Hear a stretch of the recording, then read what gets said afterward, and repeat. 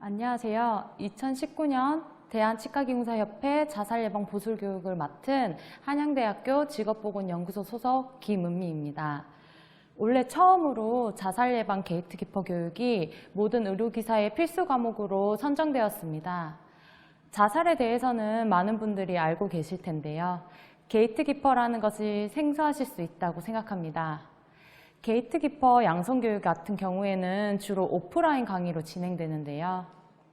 이번이 처음으로 보수교육에서 진행되는 만큼 온라인 강의를 통해서 근로인구에서 자살 예방의 필요성이나 우리나라의 자살의 특성을 설명드리고 게이트키퍼의 정의부터 자살 현황과 예방의 중요성을 확인 후에 중앙자살예방센터에서 제가 받았던 게이트키퍼 교육 내용을 바탕으로 교육해 드리고자 합니다.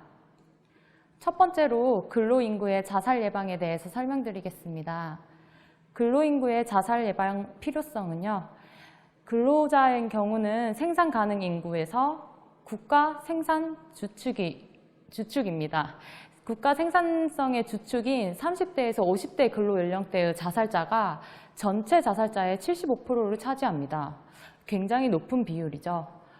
2014년 통계청의 13세 이상 가구원에 3만 7천 명을 대상으로 사회조사를 한 결과에 따르면요.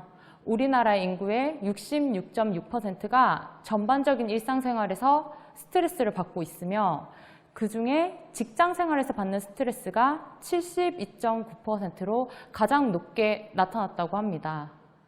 또한 근로자들의 경우에서 사고를 제외하고 직업과 관련된 질병에서는 근골격계, 심장 및 호흡기계 질환, 다음으로 정신장애가 높은 비율을 차지하고 있습니다. 정신장애라고 하면 우울증, 스트레스 장애, 수면 장애가 포함됩니다. 우리나라 근로자의 경우에는 연간 근로시간이 높다고 알려져 있는데요. 연간 근로시간이 2113시간입니다. OECD 가입국가 중에 두 번째로 긴 근무를 하고 있으며 그 외에도 극심한 경쟁, 고용의 불안정 등으로 인해 주관적 스트레스 수준이 매우 높다고 알려져 있습니다. 이러한 주관적 스트레스 수준이 매우 높은 것은 잠재적인 우울증 위험 요인뿐만 아니라 자살로 이어지는 중요한 연결고리가 될 수 있기 때문에 굉장히 위험한 부분입니다. 우리나라에서는 대상별로 자살 예방을 달리 나누어서 진행하고 있는데요. 노동자 및 실직자의 경우에는 고용부에서 직접 지원을 하고 진행을 하고 있습니다. 노동자에서 추진하고 있는 내용은 크게 5가지인데요. 한 가지씩 살펴보기로 하겠습니다. 사업장 중심 자살 예방 환경 조성인데요. 생면 존중 기업 문화 만들기 프로그램을 제공합니다. 기업에 설문이나 워크숍, 캠페인 같은 방법으로 제공을 하게 되어 있고요. 근로자 복지넷을 통해서 기업 단위의 우울증, 자살 위험 진단 체계를 구축하는 것입니다. 그 외에도 50인 이상 사업장, 800억 이상의 건설 현장 같은 경우에는 법으로 사업장 관리자나 보건관리자가 있어야 하는데요. 사업장 관리자, 보건관리자를 대상으로 자살 예방 교육 확대를 실시하는 것 또한 사업장 중심 자살 예방 환경 조성 프로그램에 속해 있는 부분입니다. 다음으로 감정노동자 보호제도가 있는데요. 사업주, 소비자 인식 개선을 위한 전국적인 캠페인을 추진하고 있습니다. 연 50회를 진행하고 있는데요. 여러분들께서 마트나 병원, 은행 같은 곳에 가시면 포스터나 아마 배지 같은 걸 착용하고 있는 감정노동자들을 보실 수 있습니다. 그 외에도 서비스 사업장을 중심으로 노동자 감정노동 수준을 평가하고 관리 체계를 구축하는 등 전문가의 컨설팅을 제공하고 있고요. 특히 감정노동자로 알려진 콜센터의 경우에는 우울증, 적응장애 같은 것이 발생할 경우에 사업장 직무 스트레스 예방 실태를 점검 나가는 것 또한 감정노동자 보호를 위한 제도에 포함되어 있습니다. 세 번째로 실업자, 구직자 대상으로 자살 예방 사업을 추진하고 있는데요. 고용센터에 지원한 실직자, 구직자를 대상으로 심리 지원을 할 시에는 자살 예방 관련된 부분도 지원을 하고요. 실업자, 가족에 대한 심리 지원을 확대하기로 검토하고 있는 중입니다. 고용복지 상담 인력을 대상으로 자살 위험 평가 방법이나 전문기관 연계하는 방법 등의 자살 예방 상담 전문 교육도 실시하고 이러한 부분은 보건복지부와 협의해 진행되고 있습니다. 네 번째로 직업적 트라우마 대응을 위한 전문 상담 체계를 구축하고 있는데요. 고객의 폭언, 폭행, 산업재해, 자살, 성폭행, 성희롱 등에 의한 트라우마가 발생했을 시에 대응할 수 있도록 전문 상담을 지원하고 있습니다. 또한 지방고용노동간서에 의뢰를 하거나 피해 노동자의 요청이 있을 경우에는 전문 상담 프로그램, 그러니까 심리교육과 상담, 사후관리까지 하는 프로그램을 제공하고 있습니다. 다섯 번째로 사업장 자살 사고 발생 후의 사후 관리는 2018년도부터 시작되었는데요. 감정노동이나 장시간 노동 등의 취약한 근로 환경에 노출되어 있는 근로자들이 있는 사업장에서 자살 사고가 발생하는 경우 근로감독관의 조사가 나가게 되고요. 필요시에 전문적인 트라우마 관리 프로그램을 제공하게 됩니다. 전문적인 트라우마 관리 프로그램 같은 경우에는 이제 지방의 노동간서와 전문 상담센터의 협업을 통해서 근로환경 개선을 시킨다거나 노동자의 심리 상담을 통해서 일상의 복귀를 지원하는 것을 병행합니다. 근로인구를 위한 자살 예방 사업을 이렇게 추진하고 있고요. 그렇다면 우리나라에서 자살의 특성이 있을까요? 살펴보시면 우리나라 자살의 특성이 있습니다. 크게 세 가지로 볼 수 있는데요. 거시적으로 국가 경제 부침에 의존합니다. 자살률은 부정적인 경기 변동의 영향을 크게 받으며 소득 불평등 심화가 자살률 변동에 미친다는 연구 결과가 있습니다. 두 번째로 삶의 위기가 자살의 직접적인 동기로 작동하게 됩니다. 이는 다른 나라와 별반 다르지 않다고도 볼 수 있는데요. 앞서 말한 경제적 상황이나 신체 질병, 정신건강 요인이 복합적으로 작용해서 직접적인 자살 동기가 됩니다. 사회적 관계 단절이나 사회 서비스의 연결 실패가 자살 시도를 촉발하는데요. 예를 들어 등록금 모녀, 송파 세모녀 같은 것을 뉴스에서 보셨겠습니다만 이러한 경우 어려운 환경에 처해 있으면서도 공적인 지원조차 신청을 하지 않고 그거를 또 몰랐다거나 주변에서 말해주지 않는 사회적 관계의 단절이 일어나면서 자살을 선택하는 경우가 지속적으로 발생되고 있습니다. 삶의 위기, 정신적 어려움에 처해 있을 때는 지원을 요청할 공식적, 비공식적 네트워크가 없을 때 자살을 시도하는 것으로 나타났습니다. 세 번째로 사회구조 및 문화적 여건의 영향입니다. 우리나라의 경우에는 타인의 시선을 지나치게 의식하는 분위기가 있습니다. 그로 인해서 정신질환에 대한 편견이 높고요. 우울증이나 수면장애, 스트레스 장애로 인해서 정신질환을 적기에 치료받지 못하는 문화가 있습니다. 또한 자살 문제를 심각하게 받아들이지 않는 인식이 있습니다. 사회적인 분위기로 인해서 언론의 인식 부족이 생기고 자살에 대한 선정적 보도를 통해서 모방 자살을 초래하거나 자살 방법을 확산시킬 위험이 있음에도 불구하고 자살 보도 권고 기준에 대한 언론 인식이 부족하다고 보입니다. 또한 최근 들어 웹툰, 드라마, 문화 콘텐츠와 같이 SNS 메시지 및 포털 게시판에 동반 자살자 모집 등에 대한 자살 유해 정보가 범람하고 있고 이에 관한 실효성이 있는 제재는 부재하고 있는 현실입니다. 또한 우리나라의 경우 다른 나라에 비해서 치명적인 수단으로 자살을 선택하게 됩니다. 치명적인 수단이라 하면 목매이 가장 치명적인데요. 우리나라 같은 경우에는 가장 수치가 높습니다.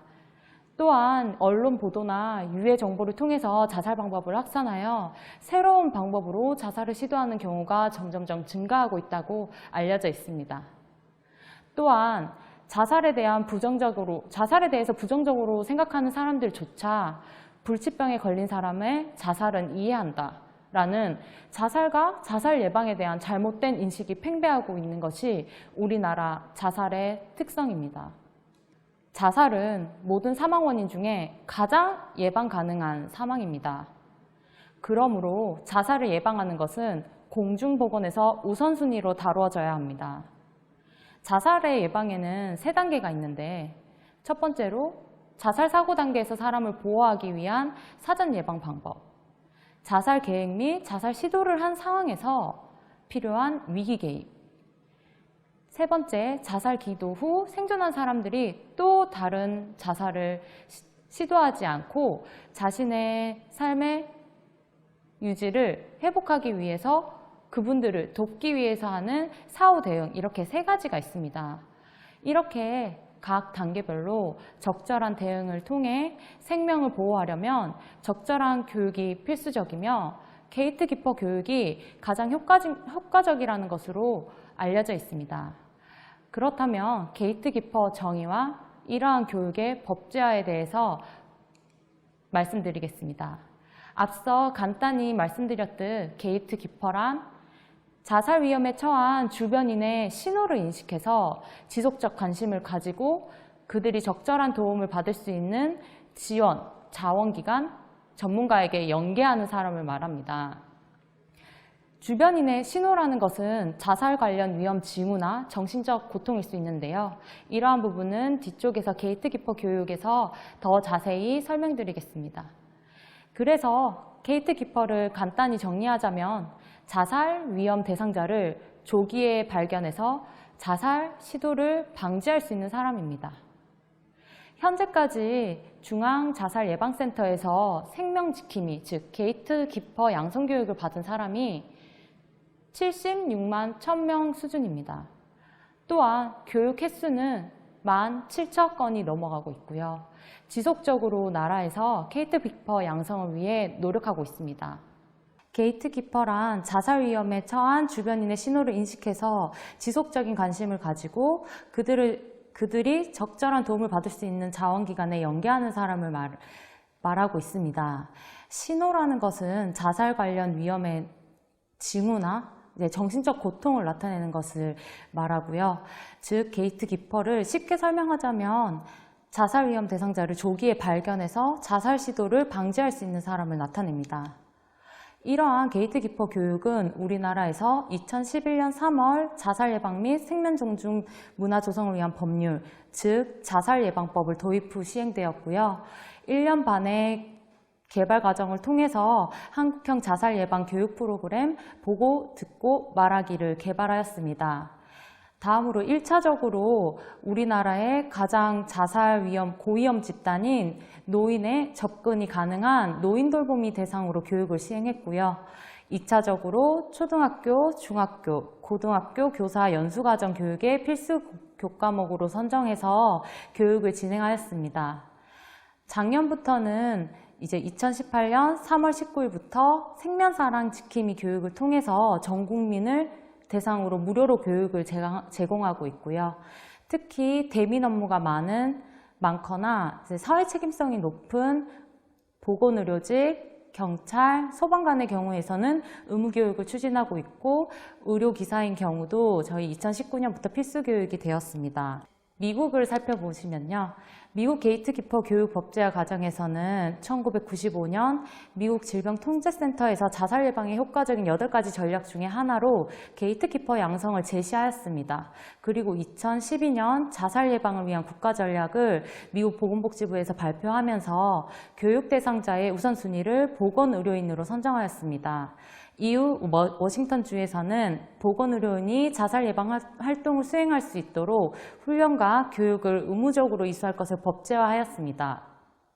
우리나라와 비교해 보았을 때도 우리나라가 좀 빠르게 대응하고 있는 것으로 볼 수 있는데요. 이러한 이유는 다음을 보시면 알 수 있습니다. 우리나라는 현재 자살률이 높은 나라입니다. 다들 1위라고 알고 있으실 텐데요. 지금 2위로 되었습니다. 2위로 된 이유가 리투아니아라는 국가가 2018년 OECD에 가입하게 되면서 2위로 떨어졌습니다. 하지만 여전히 OECD 주요 회원국들의 자살률인 평균 인구 10만 명당 평균 12명의 2배에 상회하는 수치를 기록하고 있고 여전히 고위험인 것으로 나타나고 있습니다. OECD 주요 회원국의 연령별 자살률 통계를 살펴보면 더 위험한 것을 볼 수 있는데요. 평균 12명이 사망하는 자살률을 기록하고 있는데 대한민국의 80대 이상의 경우 10만 명당 83.7명이 사망하는 것으로 볼 수 있습니다. 이는 좀 마음이 아픈 수치이기도 한데요. 다른 나라에 비해서도 노인에 대한 자살률이 너무 높아서 아까도 보셨다시피 게이트 키퍼 교육을 1차적으로 노인 돌보미에 시행하게 된 것도 이러한 이유입니다. 우리나라의 연령에 따른 연도별 자살 현황을 살펴보시면요. 이렇게 아래쪽에 붉은 그래프가 있는데 이것이 15세에서 65세, 즉 근로 가능 연령 인구입니다. 이러한 인구에서는 2011년 자살예방법을 도입하고 시행함에 있어서 10만 명당 7명이 감소하였으나 65세 이상인 노인 인구에서 2011년 기준 10만 명당 30명이 감소하였습니다.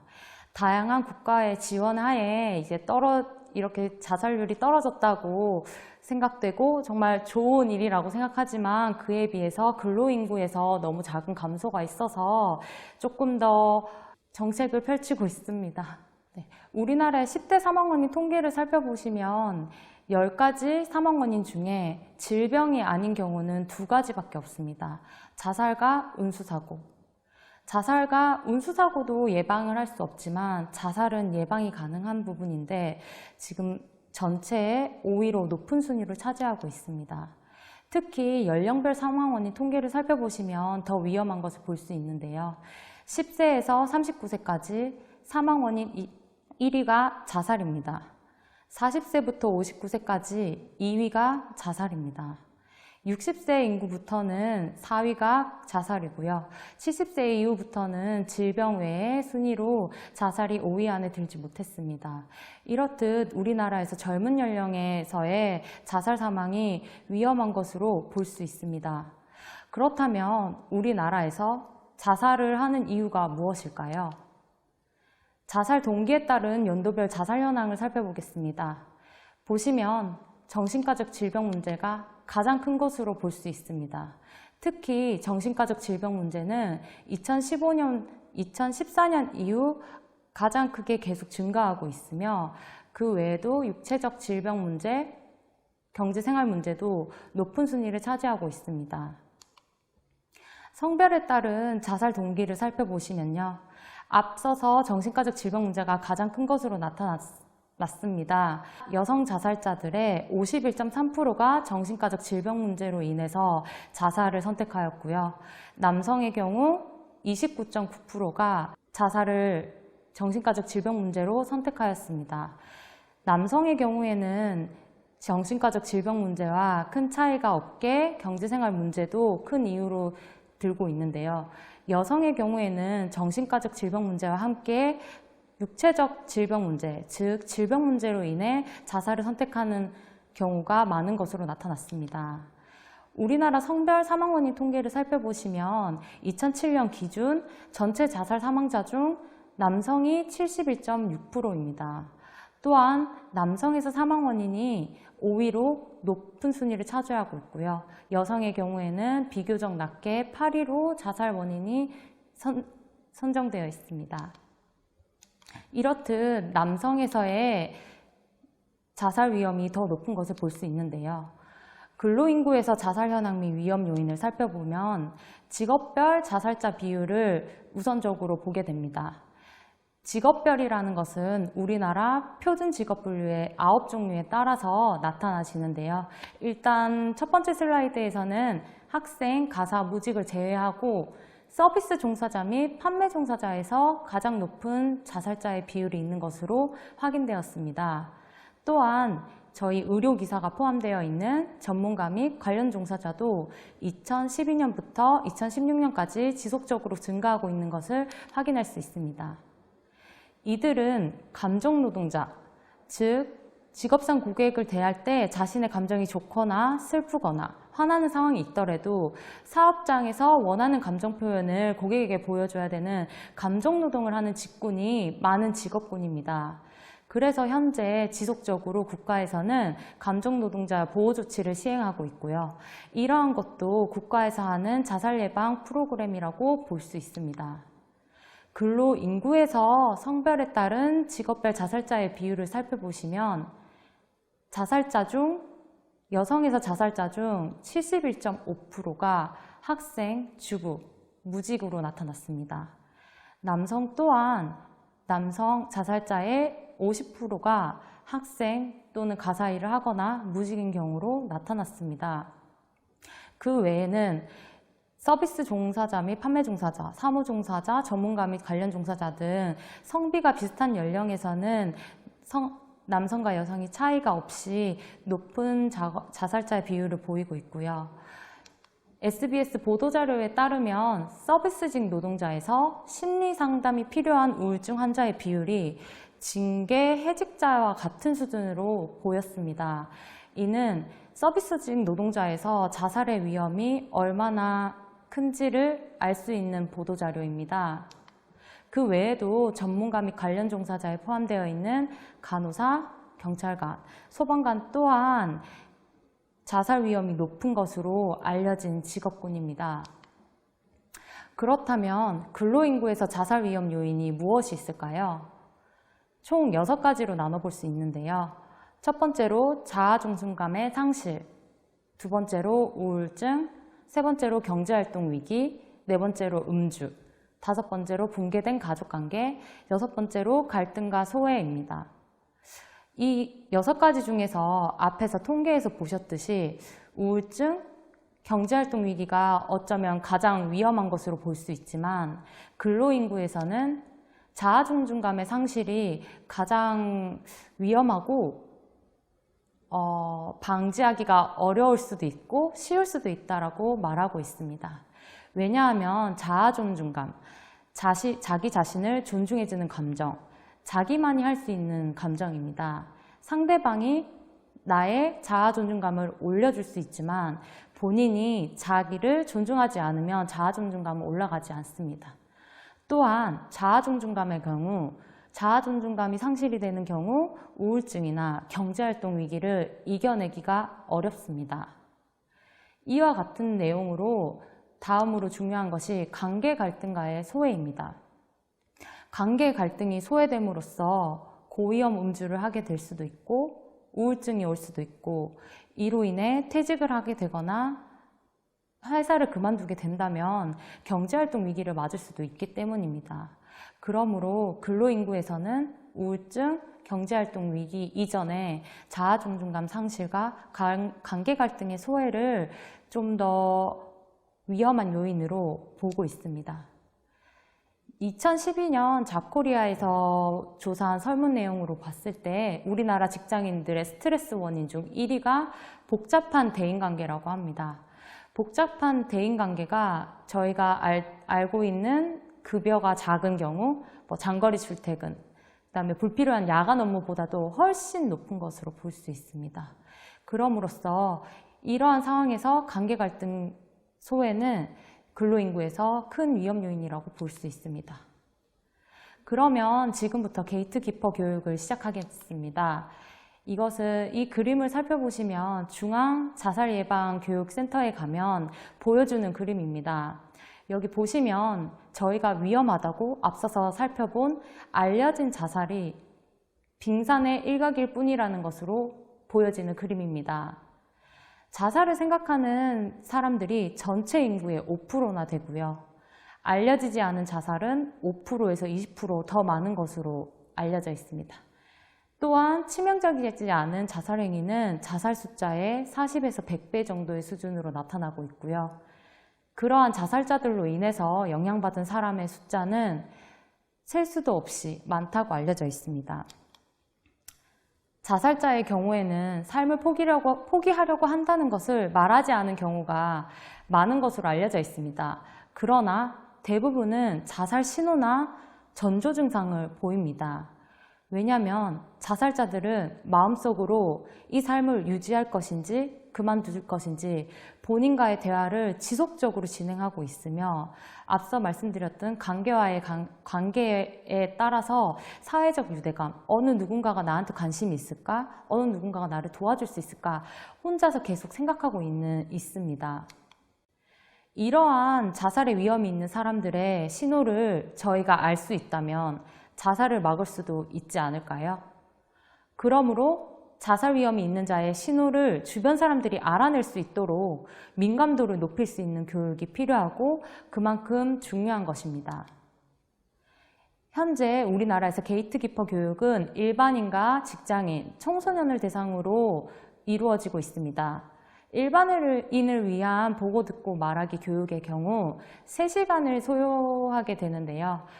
사례를 들어서 보고, 듣고, 말하는 교육과정과 함께 우울증을 판단해주거나 알코올에 대한 위험도를 측정해주는 검사 도구와 함께 진행함에 있어서 3시간 동안 진행되고 있습니다.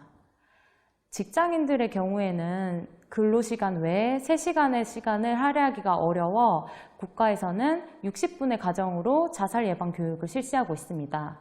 이 또한 기본적으로는 보고, 듣고, 말하기의 순으로 진행되고 있으며 직장인의 경우에는 직무소진 스트레스 평가 도구를 이용해서 추가적인 스트레스 측정을 해주는 교육을 진행하고 있습니다. 그 외에 청소년 또한 보고, 듣고, 말하기 교육 50분으로 교육이 되고 있습니다. 앞서 말씀드렸듯 자살 예방법이 시행됨으로써 시행 후 1년 반 동안 각 기관의 전문가들이 보고, 듣고, 말하기 비교적 간단하다고 생각되는 한국형 게이트키퍼 교육을 만들었습니다. 첫 번째 단계가 보는 단계인데요. 말과 행동, 상황을 통해서 자살 위험 신호를 파악하고 그 다음으로 자살을 하고 싶은지 질문을 한 뒤에 대답을 통해서 자살 위험에 따라 전문가에게 연계하는 과정입니다. 더 자세히 살펴보시면 첫 번째 단계로 보기 단계는 언어적 신호, 행동적 신호, 상황적 신호 이렇게 3가지로 나누어져 있습니다. 이 3가지 신호는 자살자들의 심리 부검을 통해서 특성을 파악해 보니까 이렇게 3가지로 나누어진다고 알려져 있습니다. 언어적 신호는 죽고 싶다라는 직접적인 표현과 신체적인 불편함을 호소하고 절망감, 죄책감, 일상생활의 기능이 저하되는 감정의 변화를 나타내는 언어입니다. 죽고 싶어, 회사가 지옥 같아, 그동안 잘해줘서 고마워, 힘들다, 나 하나 없어지면 회사가 더 좋지 않을까? 라는 것이 언어의 신호일 수 있습니다. 다음으로 행동적 신호입니다. 행동적 신호에서는 가장 중요한 것이 전과 다른 행동입니다. 자살을 준비하는 행동이나 외모의 변화, 일상생활의 능력 저하 같은 경우가 있을 수 있는데요. 음주량이 증가하고 흡연량이 증가하고 업무 능력이 저하되거나 대인 기피가 일어나고 줄어든 말수, 어두운 표정, 지각이 잦은 것 또한 행동적 신호가 될 수 있고 반면에 조금은 어두웠던 사람이 갑자기 평안해 보이거나 갑자기 행복하게 느껴져서 보인다면 그 또한 자살 신호라고 볼 수도 있습니다. 다음으로 상황적 신호를 살펴보시면 이별, 실직 등의 상실의 경험을 겪은 사람이나 건강 악화, 상사 또는 동료와의 관계가 악화되는 것을 보면 이 또한 자살 신호로 받아들일 수 있어야 합니다. 만약 저희가 이러한 신호로 인해서 주변인이 자살을 생각하고 있는 것으로 판단되었다 하면 어떻게 해야 될까요? 두 번째 단계, 듣기입니다. 힘들겠지만 자살에 대해서 명확히 물어봐 주셔야 합니다. 오히려 자살 생각이 있는지 없는지 고민이 되고 어떻게 말해야 될지 모를 땐 명확하게 묻는 것이 정답입니다. 혹시 자살을 생각하고 있습니까? 무슨 일이 있나요? 힘들어 보여요. 많은 사람들이 그러한 경우에 자살을 생각한다는데 혹시 그런 생각이 들고 있나요? 라는 질문을 통해서 자살 시도자들의 감정에 대한 대답을 듣는 단계입니다. 왜 이러한 질문을 해야 되는지는 다음을 보면 알 수 있습니다. 사람이란 양가적 감정을 가질 수 있습니다. 고백받으면 싫어져요. 그리고 요즘 사용하는 우프다, 그다음에 사랑하는데 미워, 엄마가 화내는 건 싫은데 나는 계속 모유를 먹고 싶어 라는 것이 양가적 감정인데요. 이렇게 대립되는 감정이 지속적으로 유지될 때 정신분열증이 온다고 합니다. 하물며 자살자의 경우에는 죽고 싶다와 살고 싶다 두 가지 양가 감정을 가지고 자살을 시도합니다. 죽고 싶다는 외침이 어쩌면 살고 싶다라는 SOS일 수 있고, 죽음을 생각하는 사람은 살고자 하는 마음도 분명 가지고 있는 사람이기 때문에 듣기의 과정을 통해서 자살을 생각하는 이유를 듣고 그 안에 살아야 되는 이유를 찾아가주는 과정을 저희가 도와줄 수 있다고 말하고 있습니다. 듣기 단계에서는 도움이 되는 듣기가 있고 도움이 되지 않는 듣기가 있습니다. 도움이 되는 듣기로 주의 깊게 경청을 하고 입장을 바꿔 생각해보고 상대방의 말에 섣부르게 판단하지 않고 상대방의 말을 다 듣고 난 후에 반영된 내용을 답변해 주셔야 합니다. 도움이 되지 않은 듣기에서는 본인이 가지고 있는 자살에 대한 가치 판단이나 화를 내시거나 주관적인 생각을 강요한다는 행동, 그리고 특히 비난이나 비판, 충고하는 말투는 도움이 되지 않은 듣기와 듣기의 단계입니다. 스트레스의 경우에는 사람마다 주관적으로 느낍니다. 큰 스트레스인 경우에는 모든 사람들이 너 힘들겠구나 이해를 해주지만 오히려 작은 스트레스라고 보는 경우에 보통 사람들이 비판이나 비난, 네가 너무 나약한 거 아닌지 라는 이런 충고적인 말투를 하게 되는데요. 그 자살을 시도하는 사람으로서 우리 눈에 보이는 작은 스트레스가 정말 죽을 정도의 스트레스를 받을 수 있다고 합니다. 그러므로 듣기를 할 때는 도움되는 듣기를 통해서 자살자들에게 대화를 해보는 것이 좋다고 합니다. 마지막으로 저희가 할 수 있는 일은 전문가에게 연계하는 것입니다. 저희가 전문가가 아니고 지금 전문가는 너무나도 많이 있습니다. 힘들 때 얘기할 수 있는 사람이 있는지, 당신이 도움을 받을 수 있는 사람이 있나요?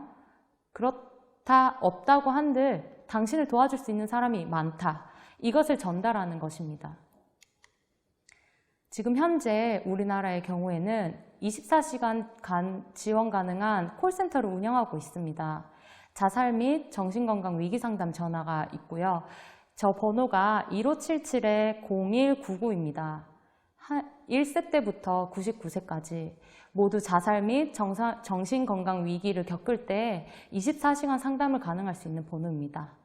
그 외에도 보건복지부 콜센터 희망의 전화 129, 청소년의 경우에는 헬프콜이 따로 있고요. 생명의 전화, 그다음에 학교 폭력 같은 경우에도 따로 번호가 있습니다. 이 모두 24시간 동안 진행하고 있으니 만약에 자살 위험이 있어, 나 자살을 시도하고 싶어 라고 말하는 주변인에게 너에게 도움 줄 사람이 있다라고 말해주시고 이러한 기간에 연계를 해주시면 됩니다.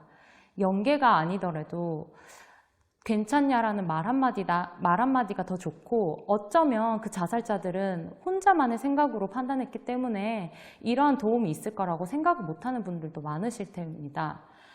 보시면 자살 유가족 지원기관 정보 제공을 하는 한국자살예방협회도 따로 있고요. 특히 근로자 같은 경우에는 힘들 때 지원을 해주시는 근로자복지 넷이 따로 있습니다. 또한 알코올 및 약물 상담 같은 경우에도 국가에서 지원하는 프로그램이 있고요. 근로자에서 가족 지원 서비스를 해주시는 건강가정지원센터도 있습니다. 그리고 마포대교 아시나요? 생명의 달이라고 알려진 마포대교에서도 직접 전화를 걸면 129, 그 보건복지부 콜센터 희망의 전화로 연결이 됩니다. 그 희망의 전화라고 해서 마포대교에 있는 129 번호로 연결되는 전화기가 있는데, 마포대교에서 과연 사람들이 이러한 전화로 전화를 걸까요? 생각보다 많은 사람의 숫자가 자살을 하러 시도를 한 뒤에 전화기를 들고 살고 싶다라고 말을 하거나 나는 죽고 싶다, 난 지금 죽겠다 라는 말을 많이 한다고 합니다. 앞서 설명했듯 양가 감정으로 인한 것인데요. 자살은 관심입니다. 자살자에게 관심 있는 한마디만 전달한다고 해도 그 자살이 자살 시도자가 될 수도 있습니다. 자살 사망자가 아닌. 그러므로 국가에서 지원하고 있는 이러한 자원들을 연계해주는 역할을 부디 해주셨으면 좋겠습니다. 지원기관을 좀 더 자세히 살펴보면 중앙자살예방센터, 그러니까 게이트키퍼 교육을 주로 시행하는 센터입니다. 자살예방센터는 각 지역별로도 나와 있는데요. 강원도부터 광주, 부산, 서울, 성북구에서 천안까지 있고요. 자살 유가족 지원 기관도 있습니다. 한국자살예방협회 사이트에 들어가시면 자살 유가족 지원 기관도 볼 수 있으시고요. 종교적 지원, 아동, 청소년 관련된 지원도 모두 가능합니다. 또한 가족 지원 서비스라고 해서 건강가정지원센터도 따로 있고요. 약물이나 알코올적인 요소 때문에 자살을 시도하시는 분들이나 알코올 중독이 있는 경우에도 한국마약퇴치운동본부나 한국알코올상담센터에 연계해 주셔도 가능합니다. 또한 법률 지원조차도 무료로 가능한데요. 한국범죄피해자지원중앙센터와 서울복지법률지원담에서 법률 상담을 해드리고 있습니다. 특히 근로자의 경우에는 근로자 지원 프로그램이 따로 있는데요. 근로자복지넷 1588-0075에 연락하시면 이러한 부분의 지원을 받으실 수 있습니다. 이러한 단계가 게이트키퍼 교육의 마지막 단계인데요. 이렇게 보시고 나니까 게이트키퍼 교육이 왜 필요하신지 아시겠나요? 게이트키퍼 교육은 지금 교육을 듣고 있는 선생님들께, 그러니까 여러분, 우리 모두에게 괜찮냐? 라고 말을 걸어주는 교육입니다. 또한 혼자가 아니야. 너에게 지원해 줄 수 있는 국가가 있어. 라고 말해주는 교육입니다. 이러한 교육에 대해서 더 관심이 있으시면 앞서 설명했었던 중앙자살예방센터에 들어가시면 되는데요.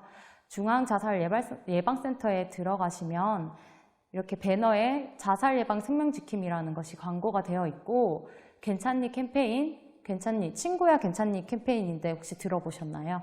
친구에게 괜찮냐라는 말 한마디를 건네보자라는 캠페인이고요. 다음 칸에 보시면 게이트키퍼 교육이 있습니다. 게이트키퍼 교육을 누르시면 다음과 같은 화면을 볼 수 있는데요. 자살 예방 생명지킴이, 즉 게이트키퍼 교육을 홍보하고 있고, 기관이나 단체에서 따로 강의를 신청하실 수도 있고요. 개인적으로 강의를 신청하실 수도 있습니다. 또한 이렇게 자살 예방 생명지킴이 교육을 할 수 있는 강사를 모집을 하기도 하고요. 강사를 교육하는 단계도 있습니다. 여기 개인적으로 신청할 수 있는 시민이라는 곳을 클릭해 보시면 교육 신청을 할 수 있는데요. 교육 내용을 보시면 앞서 제가 설명드렸듯이 일반인을 위한 보고, 듣고, 말하기 교육이 매달 첫째, 셋째 주 수요일 오후 2시, 오후 5시에 진행되고 있습니다. 직장인 대상 자살 예방 교육 같은 경우에는 60분으로 매달 둘째, 넷째 수요일 오후 7시부터 오후 8시인데요.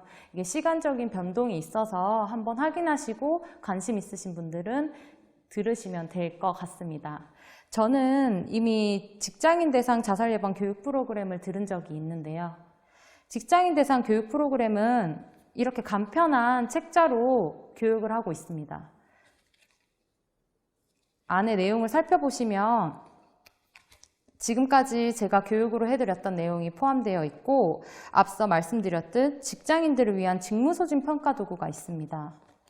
직무소진이라는 단어도 조금 생소하신 분들이 있을 텐데, 이러한 교육에 참가하게 되면 지난 일주일간 얼마나 자주 다음과 같이 느끼셨습니까? 라는 질문에 해당되는 대답을 해주시면 됩니다. 앞에 한 5문항 정도를 읽어드릴 텐데요.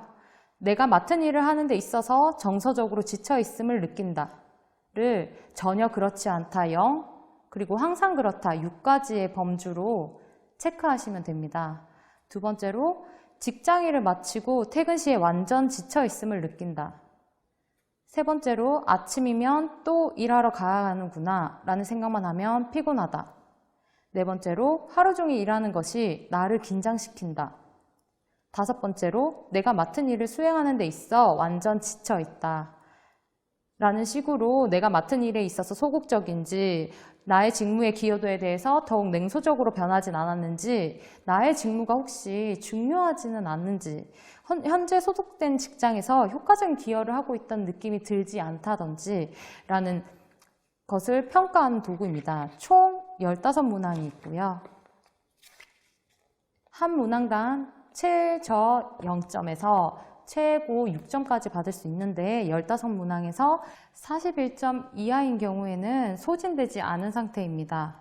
42점에서 59점인 경우에는 직무 소진을 경험할 수 있는 고위험군입니다. 일을 수행하는 데 있어서 지쳐가고 있고 스스로의 직무의 중요성에 대해서 의심을 하고 있는 단계라고 볼 수 있는데요. 자신이 일하는 것에 효과적으로 기여하고 있는지, 성취로 인해 기쁨을 느끼지 못하고 있는 건 아닌지 되돌아볼 필요가 있는 단계라고 합니다.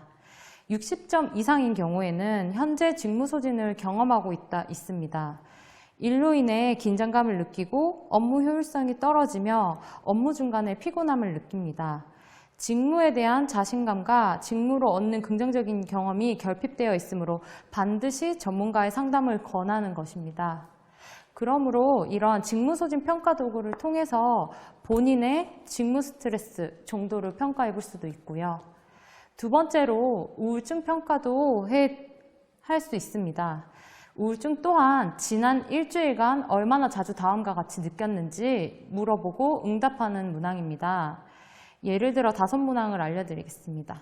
먹고 싶지 않고 식욕이 없다 라는 것에서 극히 드물다, 그 다음에 대부분 그랬다, 5일 이상 그랬다 라는 것으로 체크를 하시는 건데요. 비교적 잘 지냈다, 상당히 우울했다, 모든 일이 힘들게 느껴졌다, 잠을 설쳤다 라는 내용 등 이제 불만 없이 생활했다, 사람들이 나에게 차갑게 대하는 것 같다라는 문항 등을 통해서 11개 문항을 통해서 우울증을 평가하는 문항이 있습니다. 이제 계산하는 것은 이제 문항마다 이제 합계가 다르고요. 12점 이하에서 22점 이상까지의 카테고리가 있습니다. 12점 이하에서는 건강하게 유지되고 있다는 것이고, 13점에서 16점까지가 나온다면 근래에서 스트레스 요인이 있으셨다라는 것으로 나오고요. 17점에서 21점은 일상생활에 영향을 받고 있는 단계라고 나타나고 있습니다. 22점 이상인 경우에는 우울한 정서가 일상생활 및 업무 수행에 영향을 미치고 있으므로 반드시 전문기관의 도움을 받으라고 나오고 있습니다. 다음으로 알코올 중독 증상에 대한 평가도 받으실 수 있는데요. 이러한 문항은 10가지로 되어 있고요.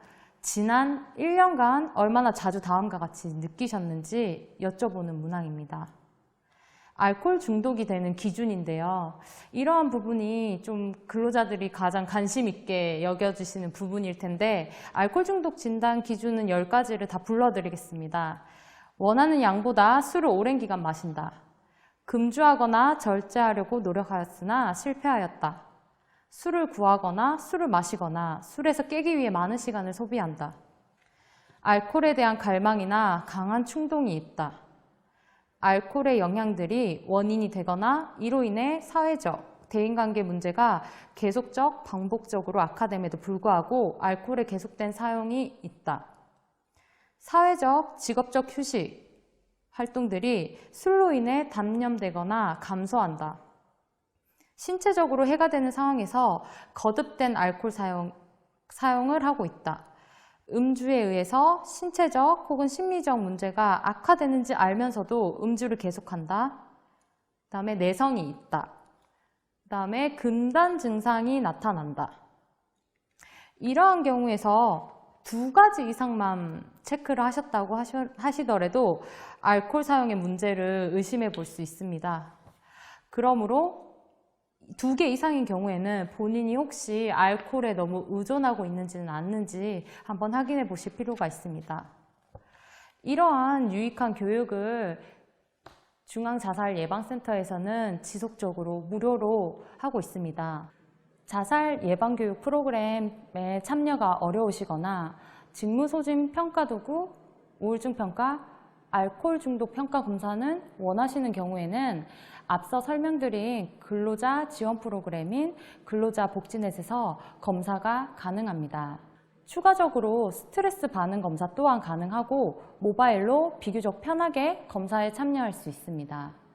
근로자복지넷에 들어가셔가지고 스트레스 자가진단 항목을 보시면 스트레스 반응 검사, 우울증 선별 검사, 개인 몰입 검사, 게임 몰입 검사, 직장 소진 척도를 하실 수 있는데요. 이를 통해서 본인의 스트레스가 어느 정도 수준인지 파악해 보시면 정신건강 관리에 도움이 되실 거라 예상됩니다. 이로써 강의를 마치겠습니다. 경청해 주셔서 감사합니다.